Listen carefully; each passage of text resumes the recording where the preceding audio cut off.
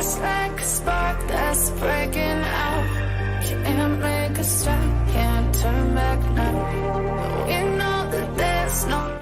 The sound messed up. I'm having a little bit of technical difficulties tonight, guys, but welcome to the show. If you are here, definitely say hello in the chat. Welcome to the HVAC Guide live show. My name is Josh, and we will be answering your questions live. Sometimes we're joined by other pros in the chat who might know answers to questions that I don't, which is, let's be honest, that's not that hard.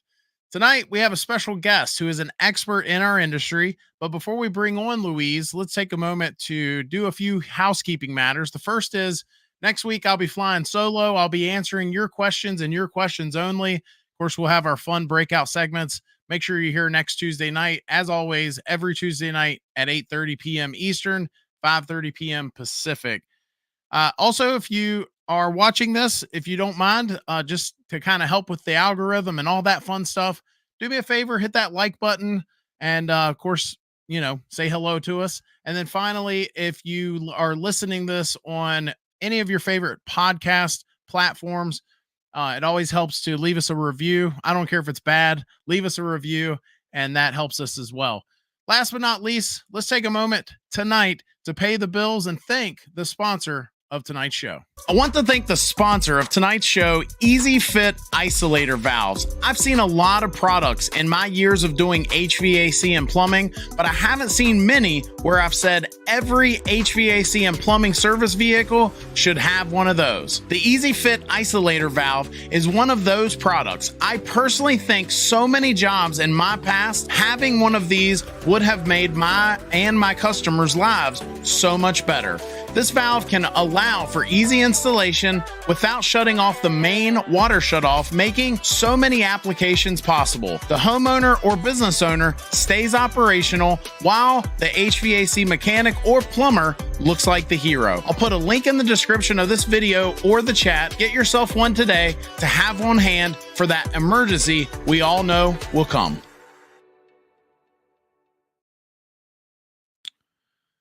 Tonight's guest is an expert in the HVAC industry. She's become one of the leading voices in the space, revolving around doing things right, safe, and using the proper tools. She is the national training manager for UEI test instruments. She travels the country teaching about the dangers of carbon monoxide and how to do combustion analysis, as well as a variety of other topics.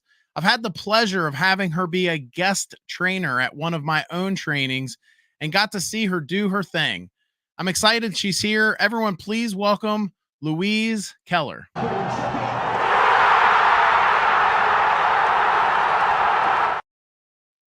Let's go.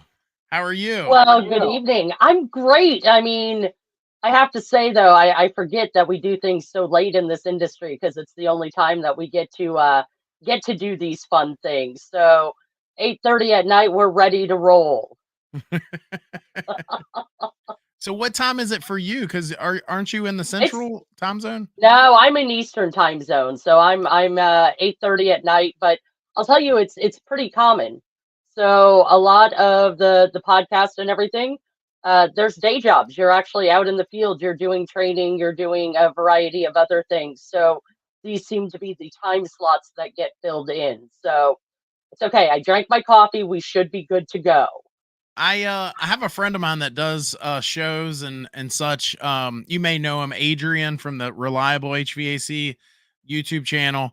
And he does like a recording thing with his guests. And then, when he actually, broadcasts, he's in the chat and such, but he's not doing it live. And I don't know. I don't know if I'm just a glutton for punishment, or because it's pretty embarrassing, when I have all these problems live and there's no hiding it. But I don't know. I just can't bring myself to doing it any other way. So yes, it is late sometimes. But I think it also shows how passionate this industry is, that everybody's willing to give up some of their time in the evening to make sure that there's good information getting out. Gotcha. Yeah, no, I'm with you. Yeah, there's some definitely some folks doing some good things in our industry, maybe more than ever before. So it's a lot of fun. Sam asked, "Did you get my email?" Sam, I'm not sure if I don't think I did. So unless it's from a different name or something like that, I definitely don't remember getting an email from a Sam Smith. So feel free to email me again. I apologize. But anyway, I just want to say hello to Ryan and then NF. I press like. Thanks for sharing tips and customers so we have a clue. Thanks for your kind words. Louise, I did get to see you do your thing. You were you kind of zoomed in, or I don't remember what we used. I think it was Zoom, but maybe it was something else. And It was Teams, but everyone, yes, they all serve the same function. yeah. um yeah, it was interesting because I remember you scared the heck out of me in your class. Like I was like, "Oh my gosh, I didn't realize how serious some of these things." I mean, you do and you don't realize how serious sometimes or unsafe certain things are, you know? Well, and I think that's kind of a lot of where that conversation centers around that I wind up having. So, in your introduction of me, you talked about that I do a lot of the safety of carbon monoxide. And carbon monoxide, I think, at some point in our lives, we've heard the term, we know it's dangerous, and we know that it can kill people. What I've actually learned in the last couple of years, because this is an industry of constantly learning, is that I didn't realize that lower levels of carbon monoxide can actually cause long-term injury. So it's not necessarily, I mean, death is a very scary thing, but the fact of leaving somebody in a very like injured situation, because so, for those of you who maybe not know or have a lot of background in it, carbon monoxide, it's a colorless, it's a tasteless, and it's an odorless gas. And unless somebody's really testing for it, you're not going to really know if it's present. There's some warning signs that can happen, such as like headaches, fatigue, dizziness, nauseousness at lower level concentrations. But again, if we're not testing and we're not checking to see if that's present, we won't know. And unfortunately, carbon monoxide injury also mimics a lot of other things. There's been reports of people who thought they had the flu for 10 years. I was fortunate enough. I've gotten to meet the founder of the National Carbon Monoxide Awareness Association. She was diagnosed with things like traumatic brain injury and early onset Alzheimer's. And those are things that people don't think about that carbon monoxide can happen to us. So those are some of the dangers that I talk about because I think it's something that is very important because I don't like hearing the stories that we hear in the industry. And truthfully, your HVAC contractor can very well be the first line of defense in preventing any of those for customers and homeowners. Yeah, I think we're supposed to have a meeting with them again at some point, a follow-up meeting with that organization. And I uh I think I love what you said there, because I can think of many instances where, I mean, maybe it wasn't carbon monoxide, but maybe it was. You have brain fog, or you have, you feel lethargic, or you have, I mean, all kinds of symptoms that, you know, I didn't realize how many things out there have been misdiagnosed and almost over treated with drugs and things like that. And in reality, they're just suffering slowly and they don't even know it, you Yeah, know? and I will tell you the amount of stories that I have heard are just absolutely heartbreaking because it does mimic. It does mimic so many of those symptoms. Um, as I mentioned, flu, early onset Alzheimer's, traumatic brain injury, it can cripple mobility. I mean, the list goes on, and you start to wonder when you have those friends or family members who maybe have those mysterious illnesses, is it really that mysterious, or is it possible that carbon monoxide could be present? Because carbon monoxide on its own, there's a lot of sources of carbon monoxide in the home. So one of them has to do, the primary one that we really think about here is when we're talking about our furnaces. Like that's where everybody thinks, but there's so many other sources. Ovens put out a ton of carbon monoxide. So if you're not using that exhaust hood, it could be rolling back into your house.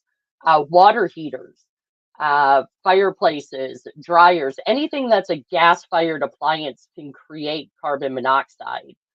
And the other thing though is I do happen to see that there's some people in the chat that are mentioning that they do have carbon monoxide detectors in their house, as well as that where's the combination of carbon monoxide detectors and smoke detectors. And I'll be really honest with you. So those are not specifically my wheelhouse. We manufacture portable test instruments for HVAC contractors.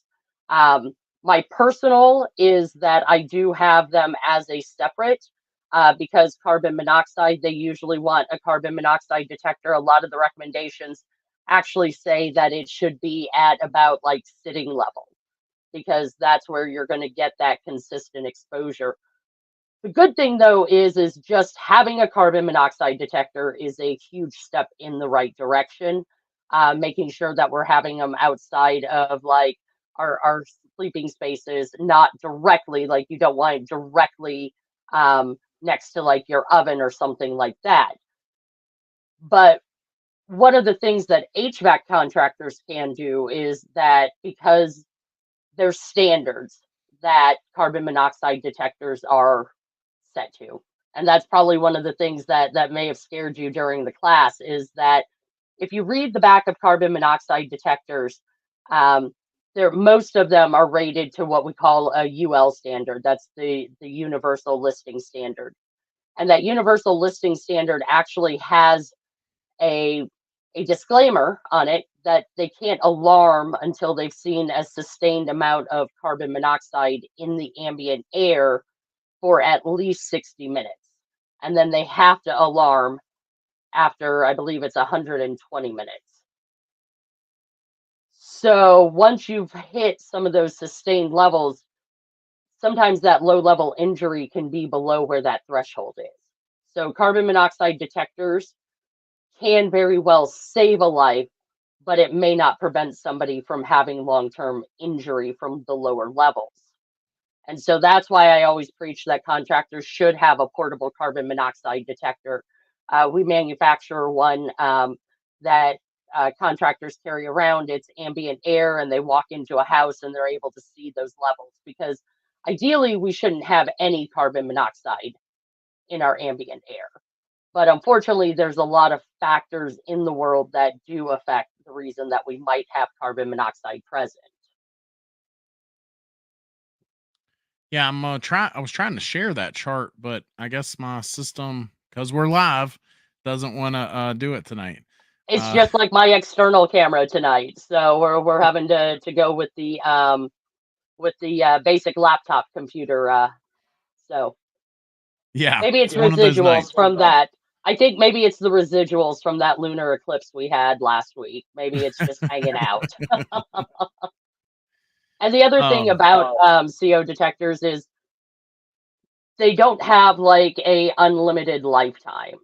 So most CO detectors actually do have a lifespan. And so, a lot of the recommendations are, for like smoke detectors, we focus a lot on smoke detectors in houses, but they actually say that twice a year you should definitely change out the batteries on your smoke detectors. And they recommend coinciding that with the time changes. So we're going to jump ahead an hour, check those batteries. You're going to fall back an hour, check those batteries. It's also good practice to check your home CO alarms as well. Yeah, I like that. Picking out a time of the year. The trick is just making sure you do it, but You know what I hear is a really great recommendation for something like that is actually just put an alarm in your phone, right? Because most of us have some sort of a calendar that we use.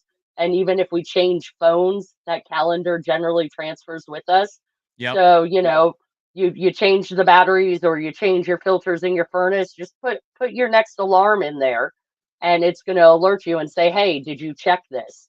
So Yep. that's kind of an easy best practice as far as that goes. Yeah. I had a old boss that would, and I've always kind of hung on to it too and said the same thing, regurgitated it, but he would always tell customers, uh, when they pay their power bill every month, replace their air filter. And then and then if they have something like annual, like replacing batteries and smoke detectors, or some filters last 12 months, pick out a holiday. So he would always say every 4th of July, replace that, filter, or have your system cleaned or whatever, anything annual, pick out a Yeah. holiday. But I like that too. Yeah, and I like it. I have to tell you, I got the bill from my energy company, and they actually had a warning this month about the dangers of carbon monoxide, warning the customers of what some of the alerts were, as well as making sure that you're testing your devices regularly and things like that. So I thought that was actually pretty cool, that they started including that. I mean, I'd rather not have the bill, but at least they included some useful information for Yeah, there you go. me. I'd rather not have the bill. I'd rather not have the bill, but since I do, I'm really glad that they are warning about the potentials of that. Because I can't tell you enough. Like, I am very, very passionate about this. You've seen my full on combustion presentations, and it's something that I can't stress enough. So I'm really glad that you were able to have me on the show so we could talk about some of these things. Yeah. Yeah, definitely. I I I might get in trouble on this because I don't know if you know this, Louise, but I've made some enemies in this industry. There are some things guys don't like being called out for. And I've said this before. I would dare say, I don't know what the percentage is, but there is a large percentage of HVAC technicians out there that are not doing proper combustion analysis on people's furnaces like they should be. What are maybe you may not want to be as politically incorrect as I do, but do you are you with me on that at all? I think we're actually seeing an increase in the amount of contractors that are wanting to do things like that. I think there's become a resurgence. If we were talking behind the show, that there's a lot of conferences that are going on and a lot of contractors who are trying to do better. Because at the end of the day, truly, contractors do want to do a good job. They don't want to leave you in danger. So I think, having something like a combustion analyzer, and for those who aren't familiar, it's a portable test instrument that'll analyze the gases that are coming out of the flue and help determine efficiencies of your furnaces and things like that. We're definitely seeing more contractors, and it's becoming more of an important part of our industry, especially when we're going in and we're talking about efficiencies. And there's such a push in the industry to really want to make sure that we're being as efficient as we possibly can. So I think the really good contractors have their combustion analyzers, um, and they will be the ones that you're really going to want to look for and call for. And also, with a combustion analyzer, they're also able to detect things when they walk into a home. Like, they're going to be able to detect if there's any carbon monoxide in that ambient air. Yeah. Well, and it's more than just how efficient the system is, right? There's some safety Mhm. aspects to A this as hundred well. percent on the safety aspects. Because without getting too much into it, because I know it gets, I think people don't realize how much science is actually involved in the HVAC industry. I was thinking about it before this program that, if you would have asked me in school, I would have told you, like, I'm a geography person. I told you I love to travel. I love history. If you would have asked me my least favorite subjects, it would have probably been math and science. And once you're in this industry, it is so much math and science. Your mind is just blown. But you get to see the practical applications of what you've learned. Absolutely. Absolutely. Yeah. Ryan says, how often should a person have a combustion analysis performed on a furnace? So really with your furnaces, most of the time you're going to see it every year. So when the contractor comes out to do a clean and check, it's recommended to do the combustion analysis for that clean and check. How long does it take to do a proper one? We're talking 20 minutes, 2 hours. How long does it take to do a really good one? You're looking 5, 10, 15 minutes. It's not a super long process. Actually doing the analysis for a contractor, a professionally trained, because I don't want anybody who isn't professionally trained to do those, because you could be leaving yourself also in a very dangerous situation. Um, but really, once a year you should do it. It doesn't take that long to do a combustion analysis. But if you're going to show a combustion analyzer, you got to show one of mine. Oh, Like, we're sorry. gonna have to get you, yeah, we're gonna have to get you over, like, yeah, there we go. What I wanted folks to see is kind of what they um I think if you, yeah, there was one of them, and then yeah, that there's one's I kind of think the top blurry. Oh, right. here we go. So what you should see, folks, if you know, you should see your technician have this tool with is the verbiage a probe? It What is is a probe. okay, so a probe, and they would literally drill your flue pipe, drill a hole, or maybe the hole's already there if you've had a analysis done before, but then this probe would literally insert into your flue pipe, um to to do the reading. Yep.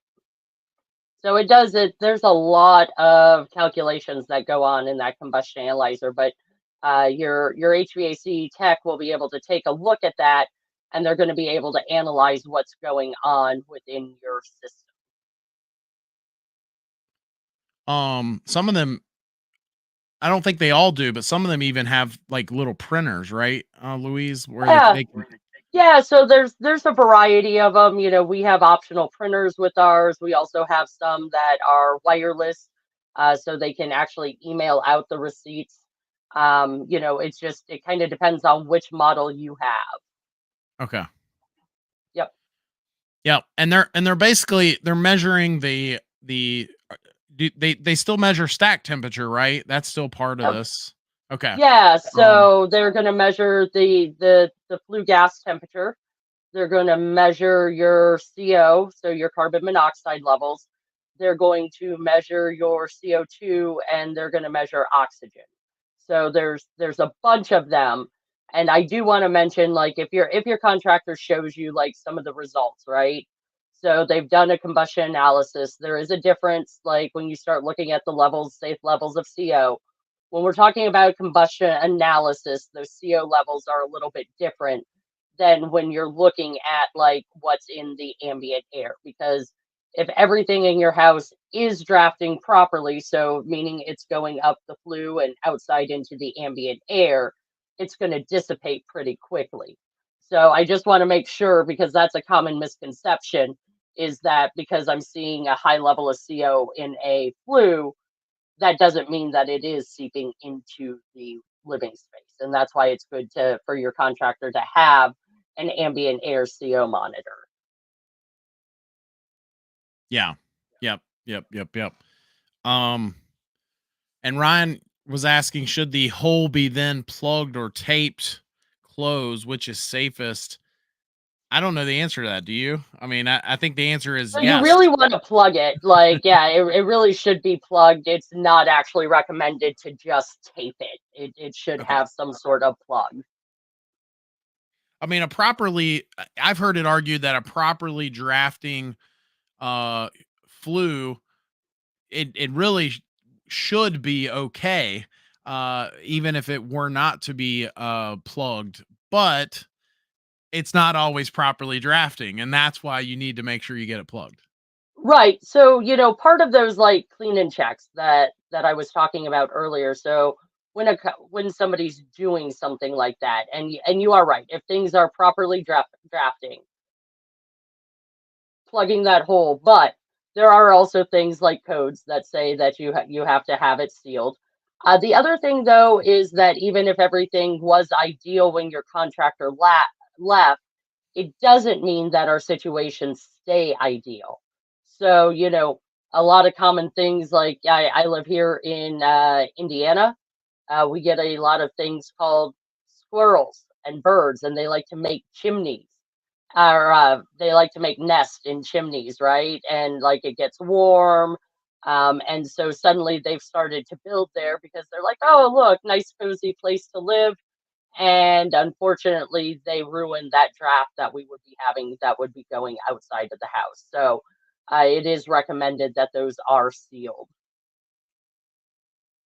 Nice, nice. Um, I'm gonna switch gears on you because I feel like you and I have talked multiple times, and I've never really gotten to know Louise. Take me back. Oh, Take me back to a young Louise. How did you end up here?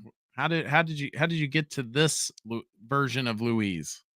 oh, it was a long and winding road. Uh, so I have to tell you, actually, it wasn't probably the traditional path that most people get into the HVAC world. So my background was actually retail and retail management. I worked in a big box retail store for a long period of my time. Um, that came to an end. I worked in the optical field for a couple of years. Had a great time, amassed a wonderful amount of sunglasses during my tenure there. And actually, UEI moved to Indianapolis, and there was a job opening. I had um, a former coworker, a slash friend that had been working there when they decided to make a facility there, and said, "Hey, come on over and apply for this job. It kind of sounds like something you would do." And I said, "Okay, but what do you do?" And he goes, it was something HVAC test instruments." And anyways, I decided to sign up for a job that I did. I did some of our customer service for a little while. I actually was on the sales side of things for multiple years, and during that time, I got to talk to a lot of contractors, and it turned out that a lot of contractors are craving more training. So I started creating training, not only for some of our internal staff. I started creating training for myself because my background was clearly nowhere in the HVAC realm. So through that, I started creating the trainings. They became incredibly popular. The version that you and I did together, it has gone through many, many iterations and only gotten better. But I've been teaching that for probably about 5 years. And Nice. at the beginning of this year, they said, "Hey, you know what? We really would like you. Would you like to be our national training manager full time?" And I said, "Absolutely."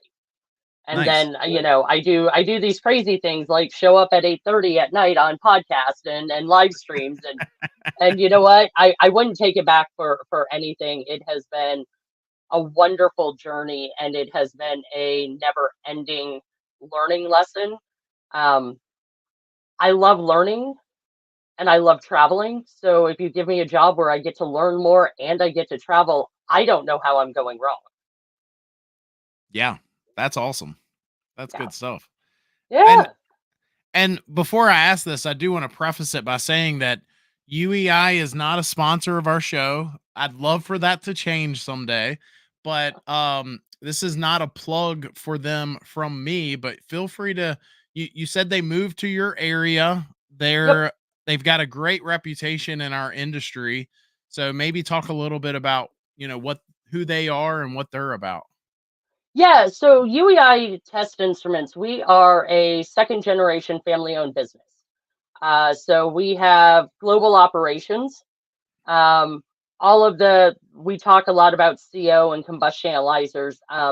What sets us apart from a lot of manufacturers is not only when we say we manufacture, we actually design, engineer, and back our products out of factories that we own. So those combustion products are actually made in the UK, and a lot of our other products are made in a factory in South Korea.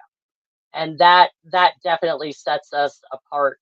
Also, like as far as like CO and combustion analysis, I have to tell you that that European market is just light years ahead of us, as far as where they're at, the amount of research that they've put in, and the policies in place just are mind blowing compared to what we see here. So I've been very fortunate. I will tell you personally, I really like working for a family-owned business. I told you I worked in big box retail, and there is a very different feel that you get when you work in a family-owned business versus a more corporate entity.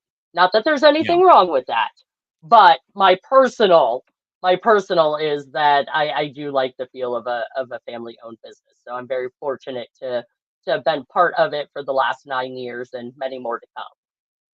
Yeah.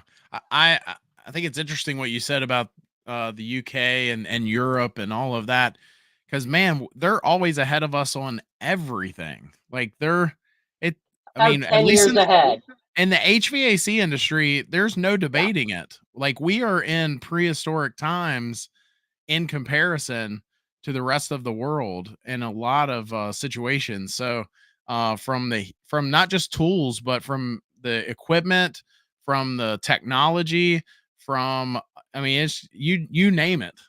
Last week I was supposed to have a guest on our show. You think you're sacrificing Louise?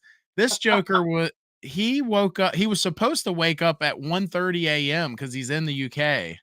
Um, Oh, he missed it. He ended up messaging me at 3 a.m. his time saying, "Oh my gosh, I'm so sorry I missed it." I'm like, "Dude, I get it. Like it's okay." But those time zones are hard sometimes. yeah. Yep. Yep, we've got a global internet. That's for sure. Well, and So, I think that's what's really neat about the times we're in, though. I think you actually just struck a chord with that, is that people have so much more access to knowledge. But you have to parse out what's the good part, what's the bad part, like, what are somebody's credentials when they're talking to you about these things. But I think that has also helped speed up a lot of innovation in our industry now, because we are moving at a very fast trajectory. Not only with like just the equipment, there I'm sure you've probably talked about some of the equipment changes that'll be coming up in the next year. But I think that access to knowledge has also gotten us a better base of contractors, yeah. because they're seeking, how can I be better? Because truthfully, I've traveled the country. I don't think I've met a contractor who woke up today and was like, you know what, I want to leave my customers unhappy. They want Right. to do a good job. They want to leave you so you're comfortable in your house. Like, they're not making any money if they have to come back because they didn't do something right. So for the vast majority of them, they really just want to do better. Yeah. Yep. Um, yeah. Sorry, I'm still stuck on us being so behind other I, countries, I but know, I know, but I guess the good news is by being a little bit behind, we're letting them test it out and make sure that it's all good. So by the time it gets here, it's more on that perfected side. yeah. So yeah, man, I wish we could move a little bit faster, but you know what? Like, let's learn from what they've learned and make our jobs even easier, right? Yep. Yep. Good point. Good point. What's what's a misconception that you've seen people have when it comes to either your tools or just things in general? Is there anything that you see people misinformed about or maybe not quite correct about? So I think that actually goes back to what we were talking about earlier when I was talking about the dangers of carbon monoxide. I don't see anything. I haven't. I yeah. Um, I don't want to say I haven't killed anybody yet. So why do I need to worry about it? But sometimes there's a little bit of that gets echoed out there. Um, but carbon monoxide, like, people will say things and they'll get it confused. That's probably one of the biggest things, is that people often confuse carbon monoxide and carbon dioxide. Mm-hmm. Yeah. So carbon dioxide can be in high levels. It displaces oxygen and it will cause some issues, but it's not going to cause the same issues such as carbon monoxide will. So I think it's really important that we're also being very clear about that. And that's probably one of the biggest misconceptions that, or errant issues that I wind up correcting. Carbon monoxide is toxic, right? Unlike carbon. Yeah. Carbon dioxide, I mean, it will displace oxygen in the air and it can cause issues. So actually, we learned a lot over the last strange 4 or 5 years about airflow, and we learned a lot about they started using some of the carbon dioxide levels for airflow and actually building occupancy. Mm-hmm. So that's a little bit different than what we had been doing because it is displacing oxygen, it can cause issues, but it's not going to cause that same issue, that long-term injury or that death that carbon monoxide will do. Yeah. Yep.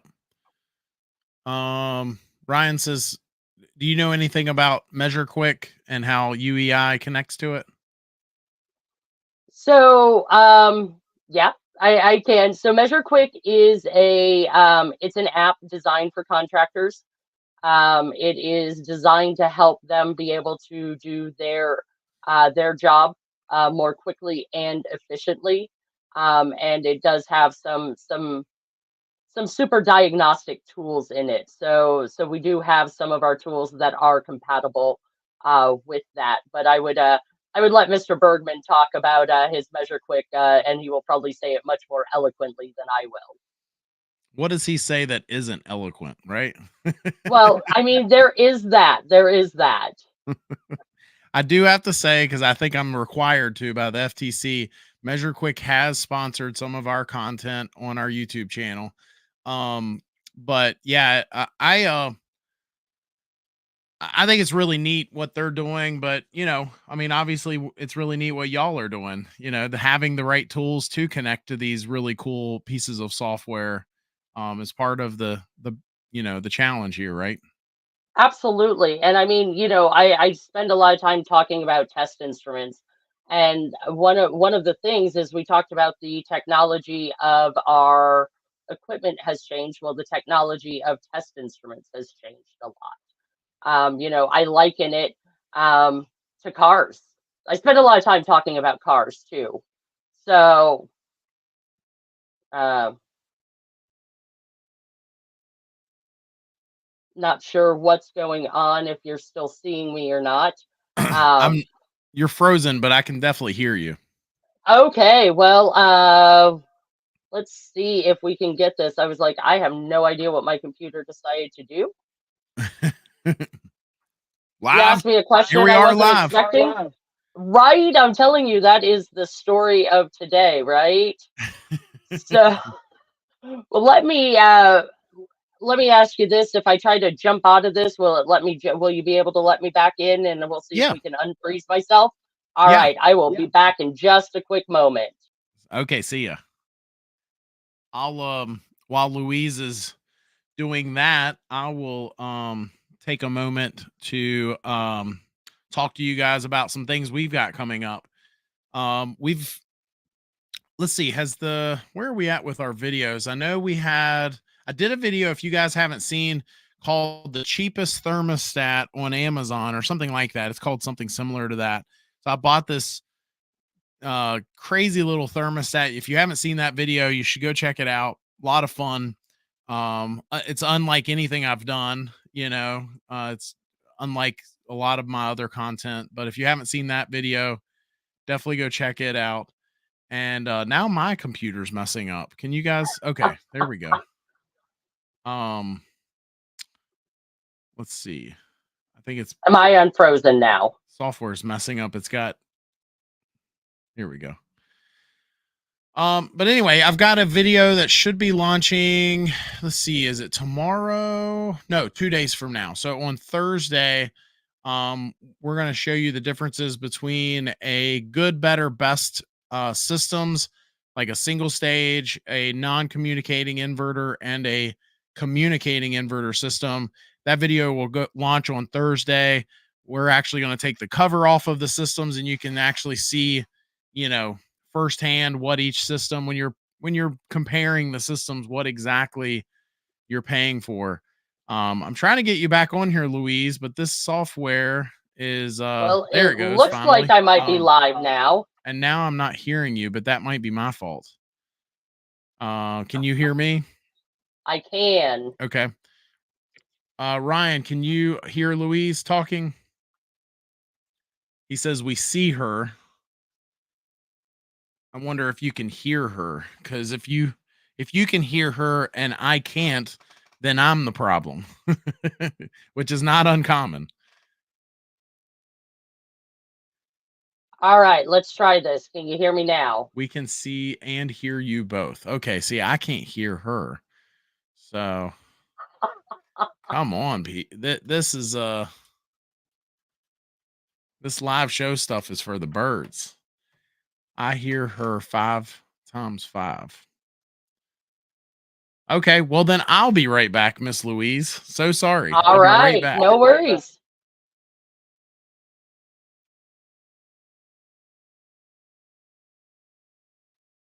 You gotta love modern technology. Sometimes it's fantastic, and sometimes it just has a little bit of a hiccup.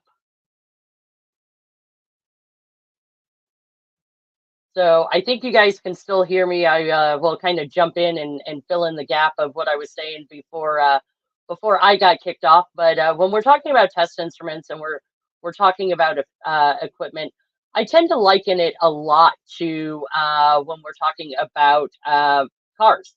So I also own a classic car. It's a lovely car, but there are some safety features and some things that are just not fantastic about it. One of them being gas mileage. So, we talk a lot in the industry about efficiencies, and efficiencies are a lot like gas mileage. Safety features, new equipment that you have installed will have a lot of safety features and a lot of safety switches. My car does not even have doesn't have a passenger side mirror, nor does it wind up having power brakes. So imagine that would be possibly your old furnace running if you don't have one of the newer updated ones. So, there's a lot of things that we wind up spending in the time, and modern technology, as we were talking about earlier, has just kept going and going. So, making sure contractors have modern tools that are going to be able to diagnose the jobs.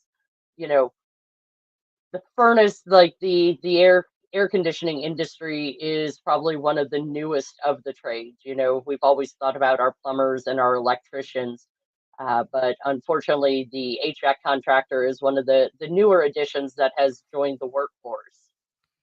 Oh, I welcome can hear back. you. All right, all right. Then I guess I'll have to start saying nice things about Josh again while he was gone.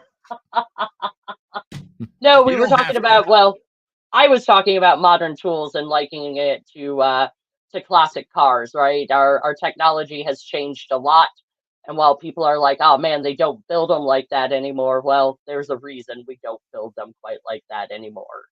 So, I well, welcome remember back. working. Oh, I'm sorry. Go ahead. No, I said welcome back. Oh, thank you. Thank you.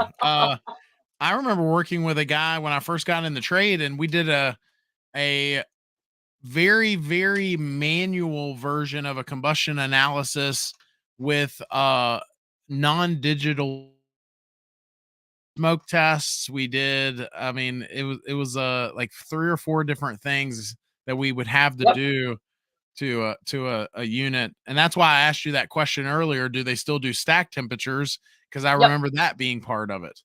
Oh yeah, and that is a crucial part. So I can just picture, if you've never seen it. So Josh was showing some of those sleek, nice combustion analyzers that we have now. But if you actually saw, like, so the original combustion test, they did it with what they call a wet kit, and you actually had to take a flue gas sample and you had to shake it up, and then you had to do some comparison of it. And if you saw, I finally got to see, I haven't seen it in person. I'm sure there is one hanging out somewhere in the world. But if you would have seen one of the original combustion analyzers, uh, they were like literally a suitcase that you had to roll around to be able to have a more digital version of those combustion analyzers. And now they're so small they can fit in a backpack or a small case or something like that. And the other thing with combustion analyzers is kind of like big screen TVs, right? You remember when the flat screen TVs came out, they were really expensive. And then the price, like now we can't even think about not having a flat screen TV. So that's an oil. And by the way, if you do have oil, that is actually a smoke pump test. So that is something that they still do if you have heating fuel. Yep, I remember doing it. Yep. Um, a lot of the industry has moved, or a lot of places have moved away from having that heating fuel. But if you have an oil fired furnace or boiler, you definitely want to do that smoke test first. Yeah. Yep. We are old school here on the HVAC God live show. So You know what? But think about this. When we talk about how far technology has come, how long have you been doing your live stream now, Josh? It's been a minute, couple years now. It's couple time's years. flown. Yeah. Yeah, but think about how few of these there were 5 years ago. Think Yeah. about how even less there was 10 years ago. Mm-hmm. I mean, I'm pretty sure YouTube's been around for longer than that. I feel like it's been most of my adult life, but it's amazing how much that technology has really changed and how much more efficient it is for us. Yeah. Yep. Yep. What's new coming? That's the question. What can That you share is with the us? question. So as far as we're kind of in that mid season right now, right? So Mhm. all of our new products we've already debuted through the year. Um, we've made a few announcements back in July, as far as we won a couple of dealer design awards Oh, cool. for our services of our combustion analyzers. We did debut a new product at that time as well. We debuted it earlier in the year, but it's a year-round analyzer for a contractor. So whether they are working in the heating season or cooling season, they're able to interface some probes with it and really make it a year-round product. So those were really exciting things that we had going on. As far as future products, I gotta unfortunately not be able to say a whole lot about that. But as we always work for innovation, I'm sure that we will have something coming down the pike. Okay. So that is It your best answer, non-answer. How about that? you, you gave us the old, yes, there's new things coming, right? The best I can, if I want to keep my job, I got to keep the, and I really truly do. Like this has been like just a fantastic adventure that I've been on for the last few years. Yeah, that's awesome. I Yeah. um I got to tour the Daikin factory last year, and we have tons of footage of me asking, so when's this coming out, or what are y'all working on there? And they would always like look at the camera and be like, this cannot be put out, kind of deal. So maybe just maybe I'll pump you full, or get some information out of you outside of the live televised show. But Yeah, you can try. I might give you my canned response of I speak words. well, I can always I can always beg. I can always You beg. can always try. You can always I try. That's all right. That's all right. Um so what's something that has happened, or I guess what's the craziest thing you've seen? Anything super crazy? Any crazy stories? I was going through that, and I think I saw you everybody's smile. level of crazy. Well, I think like everybody's level of like what's the craziest thing you've seen or heard. And I have to tell you, it's amazing being in this industry. So coming from retail, right? Like I tell a story of something like that was just absolutely like just mind-boggling that a customer would say or do. And then I came to this industry and it's not quite the same. My stories don't become as ubiquitous as they may have been from the retail world. But you know what? I got to tell you, probably one of my favorite stories, and I use this as a cautionary tale for not only the homeowner but also for the contractor. So I was traveling and I was talking to a contractor. I happened to be in a smaller town. He was one of just a couple of HVAC contractors, and I have to warn you, when an HVAC contractor is coming in to do their clean and checks, they're checking a lot of things on your furnaces, right? They're going to be touching some wires. They're going to be doing this. They're going to be. Don't freak out. Let them do it.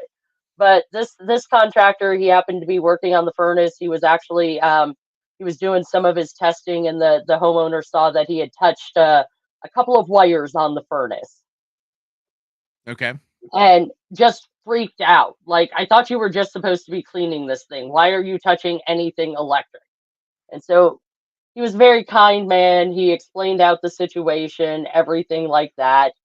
And so he gets it all checked out. Everything's good. Furnace is running well, all cleaned. Efficiency's great. He goes about his day. He gets home. He's getting ready for bed. And again, I mentioned he was in a small town. Um, his phone starts ringing, and it's the homeowner from earlier. Okay. And I said, okay. And he goes, well, she was really angry at me. And I said, okay, well, did she not have heat? Like, what's going on? And he goes, no. He goes, her front porch light went out, and she was yelling at me that it was all my fault because I was the last one to touch something electrical in her house. And I said, well, what did you do? And he goes, well, I put my work clothes back on and I grabbed a light bulb and I went over there and changed the light bulb for Now that is pretty awesome. I don't know her. that that's like next level service right there. I have to say absolutely, but that was probably one of my favorite stories that I've heard while I've been out on the road.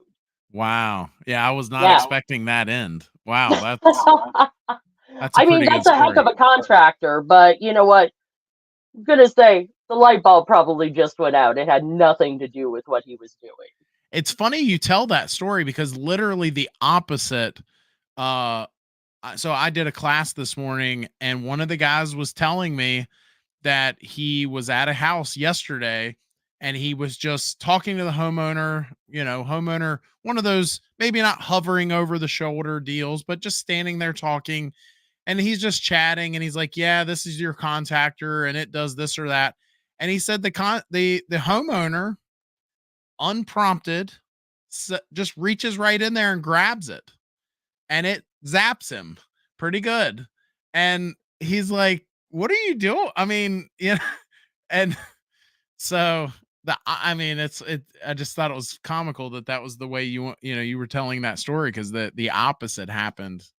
Yeah, So I think that's the advantage and disadvantage of information being at your fingertip, right? Is that we can watch and lack of a better term, we can watch YouTube and we might know how to do something, but there's a reason that there are trained professionals that are going out there, and a lot of it actually does have to do with that safety feature. yeah. So, Yep. there are certain things, I teach you how your test instruments do. I do combustion analysis. Am I the person you want to rip apart your furnace? No. But I Yeah. sure can tell you how the tools work and how we're going to use them. Emery says, how can a cracked heat exchanger lead to carbon monoxide poisoning? So because where the cracked heat exchanger is, right? So we have airflow that's going, and if there's a crack in the heat exchanger, it's going to happen before it starts drafting out. So what winds up happening is if there is a crack in that heat exchanger, it can start leaking or seeping into the ambient air, and it can get into the ductwork and the vents and everything like that. Yeah, I think just ultimately understanding what a heat exchanger is, right? So the fire, if you will, is being blown into that cavity, and the air then gets blown across that cavity. So if it's cracked or damaged in some way, if it's compromised, that fire is, what's going on in there, including the carbon monoxide, can then escape that heat exchanger and make it into your home. So I'd say that that's one of the more common things that you see, combustion analysis and other tests find, you know, good or bad, right or wrong. That is Right. something, you as a technician, we will find cracked heat exchangers, and it's time to have a talk with Yeah. the homeowner. So Because I will tell you, if your tech tells you you have a cracked heat exchanger, that is not something to mess around with. Again, those low levels of carbon monoxide, and if things aren't going out that flue like they're supposed to, you could be in a very dangerous situation. yeah, yeah, definitely. Well, I unlike Louise will go far enough to say there are some bad apples in our industry. And so if you know a good apple, if you know a good heating and air, electrical or plumbing company, wherever they are, drop the name of the company in the chat and where they're located in the country. Number one, you're going to be showing those folks some love. Let's call out the good ones. And number two, you just never know. Someone in your area may see your comment and you might end up showing them more than love. So while you guys do that, Louise, I end almost all of my shows that I have a guest on. And I know you're not a heating and air person, but I value your opinion and I'm going to ask you this question anyway. All So right. here's the question: if you think about your closest family member that you don't live with, Okay.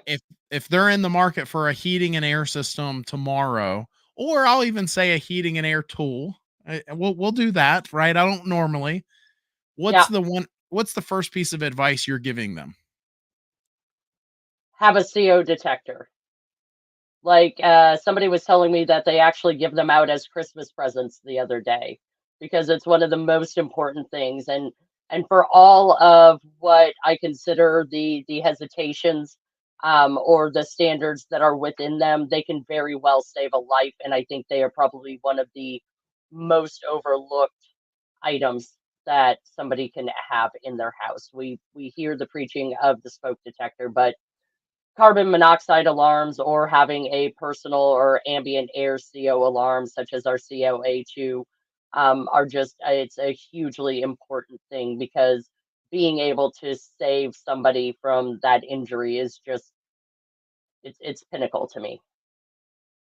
I love that. That might be one of the best answers we've ever gotten. Yeah, I Um, wish I could remember who told me that they gave them out as Christmas gifts because I was like, all right, respect. I can appreciate that. Because the other thing, I'll tell you a really quick other story before we start wrapping up. Please Um, do. even if you think that you have a house that, like, maybe you live in a newer neighborhood and you don't have things like a fuel fired, like a furnace or a boiler or a water heater, or everything's electric, you could still wind up with carbon monoxide. So there was a situation that happened not too long ago. It was an all electric neighborhood, and it turns out that they had a CO alarm for whatever reason. The homeowner decided to have one, and one day it actually went off. So when it's going off, that's also something not to mess around with.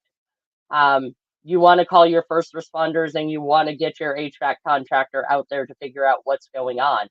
But so an alarm started going off in a house, all electric. What's going to be causing that carbon monoxide? Well, it actually turns out the house next door was under construction. And so they had a generator outside, and Mm, carbon monoxide can travel through, like, it can travel through walls and things like that. It was actually venting right into that house, and generators are a huge thing. So, um, they got lucky. They got lucky that they had a CO detector. Otherwise, they could have been poisoned very, very easily. And also, cars have a lot of exhaust that come out of them, and we put them in our garages, and not everybody pulls their cars out. Um, but the other thing is just please, please remember every year, you should have somebody inspect your furnace. Things can change over time. I just I'm very passionate about CO because I wish there was a day that I didn't have to read another injury or death story. So anything that we can do to help prevent that, and that's why I always say HVAC contractors are really the first line of defense in protecting somebody. Yeah.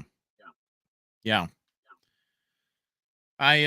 Unfortunately, it's hard to talk about this topic without it getting sad at times, right? And because it is sad, and it's very important. So, yeah, I appreciate you being on here. I appreciate you Yeah. staying up late. Uh, and I do want to say that, I appreciate everybody that's on here. It's been a little bit of a transition, switching from the other channel to this YouTube channel, getting folks moved over, and and we're not in our prime season anymore either. We're not in the middle of the summer. Folks aren't necessarily thinking of HVAC at top of mind, but if you do catch this show, hopefully you get something out of what Louise is talking about, because this is important stuff regardless of what time of the year it is. So, that said, any parting words, Louise? I appreciate what you're doing. I think education is just paramount to the industry and making better contractors. I love the fact that you're showing some love to some contractors across the country who you feel are doing a really good job. And as I said, I think most contractors really do want to do a good job, but there are still some limitations. So I recommend if you have an HVAC contractor, ask them if they detected any CO in your house. See if they have a portable CO detector on them, and maybe even ask them, "Hey, are you going to do a combustion analysis? I heard about this, and I'd love to know a little bit more about what your findings are." So, it is a two-way street of holding people accountable, but I really do think for the most part, they want to make sure that you're safe and healthy. Absolutely. Absolutely. Yeah. Well, good enough. Well, if you guys are not subscribed to the new HVAC Guide live show YouTube channel, make sure you get subscribed to that so you don't miss our Tuesday night live shows. Again, Louise, thank you very much. Don't go anywhere. For the rest of you, I'll see you next Tuesday night. Make it a great week. We'll see you then.